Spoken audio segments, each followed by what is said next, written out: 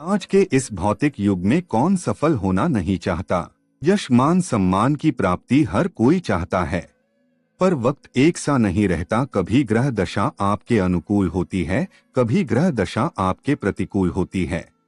अगर आप आर्थिक समस्याओं से परेशान हैं, आपके घर में बीमारी का वास हो गया, कर्ज में आप फंस गए हैं, कोर्ट कचहरी के चक्कर लगाने पड़ रहे हैं, ऐसी अवस्था में कुंडली का विवेचन करवाकर उपाय करके आप अपनी समस्याओं को कम कर सकते हैं। फिर देर किस बात की, फोन उठाइए और कॉल कीजिए 9810129389। आज हम चर्चा करेंगे श्री यंत्र का क्या महत्व है। अगर आप हमारे चैनल पर पहली बार आ रहे हैं तो हम आपसे अनुरोध करेंगे कि आप हमारे चैनल को सब्सक्राइब करें, हमारी वीडियोस को शेयर करें और बेल आइकन को दबाना ना भूलें, जिससे आने वाले समय में जो भी वीडियो हम बनाएं उसकी जानकारी आपको मिलती रहे। श्री यंत्र की महिमा जितनी भी की जाए उतनी कम है। श्री यंत्र को सब यंत्रों में श्रेष्ठ माना गया है। इसे यंत्र राज की उपाधि दी गई है। यह यंत्र भोग और मोक्ष दोनों फल प्रदान करने वाला है। यह संपूर्ण ब्रह्मांड का प्रतीक है। एक कथा के अनुसार लक्ष्मी जी धरती लोक से नाराज होकर वैकुंठ धाम को चली गई। पूरे धरती लोक पे त्राही त्राही मच गई। सब अपने आप को क्षीण और असहाय महसूस करने लगे। काफी प्रयत्न करने के पश्चात भी माता लक्ष्मी धरती पर आने को तैयार नहीं हुई। तब देव गुरु बृहस्पति जी ने कहा कि अब तो एक ही उपाय बचता है कि श्री यंत्र को स्थापित करके उसकी पूजा अर्चना की जाए। उनके निर्देशानुसार ऐसा ही किया गया और पूजा समाप्त होते होते माता महालक्ष्मी वहाँ प्रकट हो गईं और उन्होंने कहा, मैं किसी भी तरह से धरती पर आने को तैयार नहीं थी, परंतु मुझे विवश होकर आना ही पड़ा, क्योंकि इस श्रीयंत्र में मेरी आत्मा बसती है।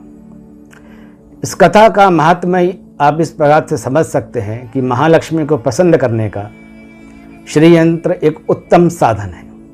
ऐसा अनेकों बार देखा गया है कि कुंडली में विभिन्न योगों के कारण दरिद्र योग का निर्माण हो जाता है।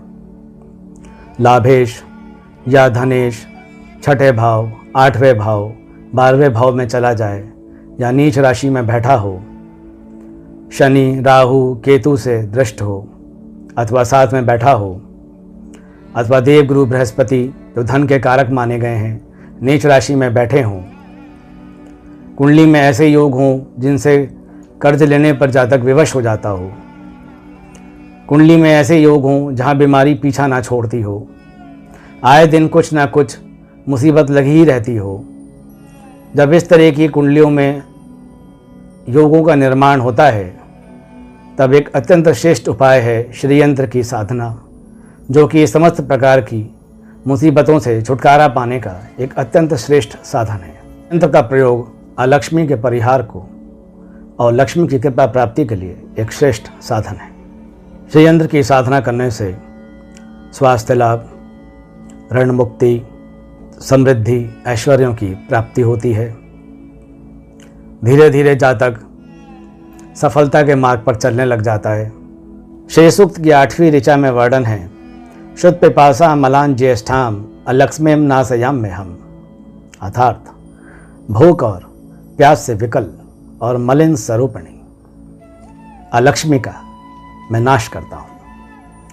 अलक्ष्मी को माता लक्ष्मी की बड़ी बहन कहा गया है। जहाँ अलक्ष्मी का वास होता है वहाँ माता लक्ष्मी की कृपा नहीं हो सकती, और जहाँ माता लक्ष्मी की कृपा होती है वहाँ अलक्ष्मी का वास हो ही नहीं सकता। नासयाम में हम, ये अपने आप में एक उद्योगपूरक शब्द है, अर्थात हाथ पर हाथ धरकर बैठने से कुछ नहीं होगा। लक्ष्मी प्राप्ति के लिए हमें कार्य करना पड़ेगा, संघर्ष करना पड़ेगा। बिना संघर्ष के लक्ष्मी की प्राप्ति नहीं होती, बिना मेहनत के लक्ष्मी की प्राप्ति नहीं होती। श्रीयंत्र की साधना करके और अपने आचार विचार को इस प्रकार करके जिससे माँ लक्ष्मी प्रसन्न हो, जिस घरों में स्त्रियों का सम्मान होता हो, जिस घरों में बड़े बूढ़ों का आदर होता हो, जहाँ धन का सदुपयोग होता हो, दान आदि कार्यों में उपयोग होता हो, यज्ञ करे जाते हों, हवन कराए जाते हों, असहाय गरीब लोगों की मदद की जाती हो, वहाँ लक्ष्मी जी की कृपा अवश्य होती है। वो देवता का शरीर और मंत्र को उसकी आत्मा कहते हैं। श्री यंत्र के सामने जब माता लक्ष्मी के मंत्रों का जाप किया जाए तो माता लक्ष्मी की कृपा अवश्य प्राप्त होती है।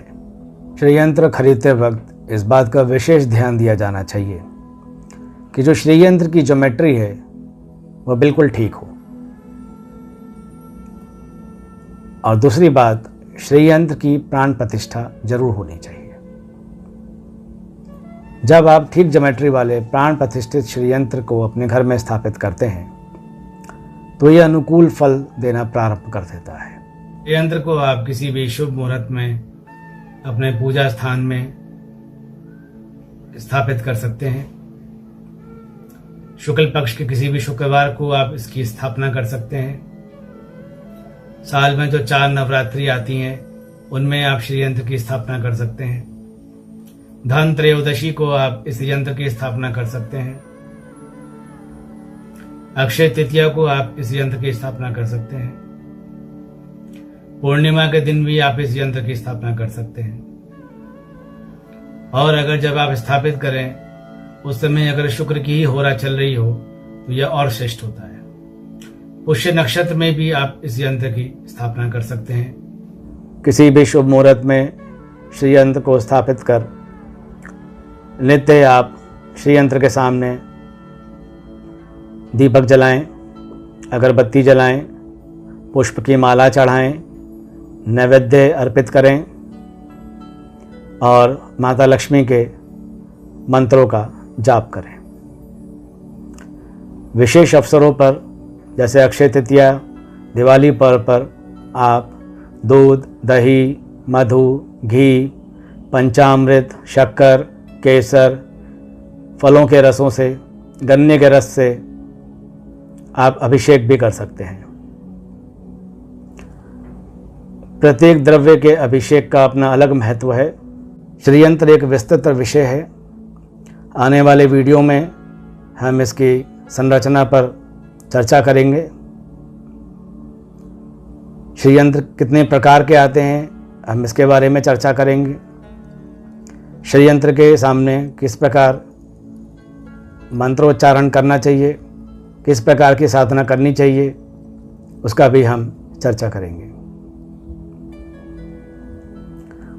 आप सभी का इस वीडियो को देखने के लिए बहुत बहुत धन्यवाद। नमस्कार। अगर आप असली और प्रामाणिक रुद्राक्ष, रत्न, शालिग्राम, श्री यंत्र आदि खरीदना चाहते हैं तो विजिट करें www.lakshminarayaninternational.com।